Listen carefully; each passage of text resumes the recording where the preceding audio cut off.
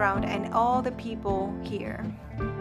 If you want to see the full tour of the campground, I'll link the video in the description. But if you're ever in Georgia and need to unplug and reconnect with nature, this is 100% the place to be.